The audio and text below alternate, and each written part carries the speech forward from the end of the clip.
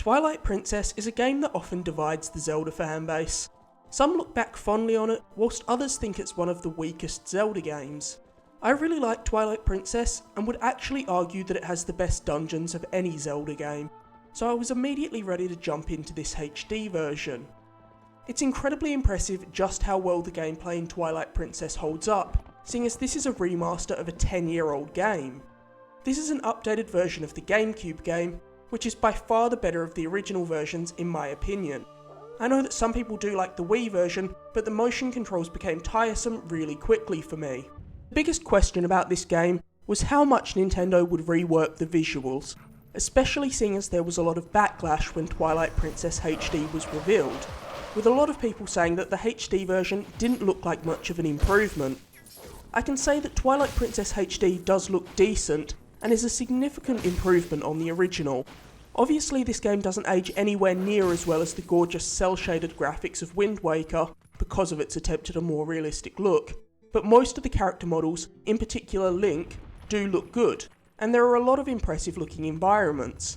That is, as long as you don't look too closely, because if you do, you will notice that there are some very flat and blurry textures. And although Twilight Princess HD looks pretty good, you definitely won't mistake it for a 2016 game. The combat in Twilight Princess is fairly simple, but it still plays very well.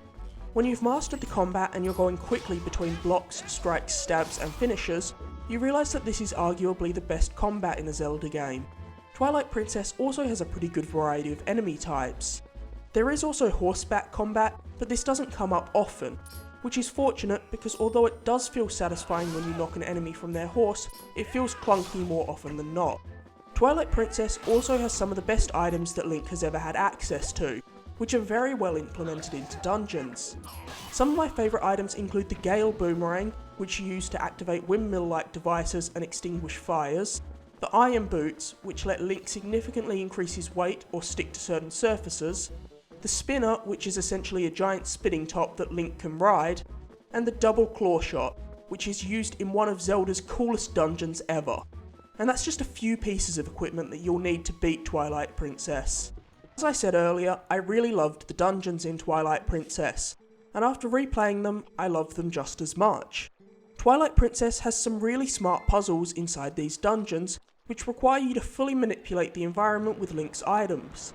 There are also a ton of chests to find in each dungeon, some of which contain items necessary to progress, while others contain upgrades like a dungeon map or a piece of heart container that just make life a little easier. The dungeons also all end in a climactic boss battle in traditional Zelda fashion, and the boss battles in Twilight Princess are varied and feature great monster designs. The biggest issue with Twilight Princess HD is the same issue that plagued the original version: the incredibly slow opening. Twilight Princess takes a couple of hours before it really gets going, but just push through and you will find a great game.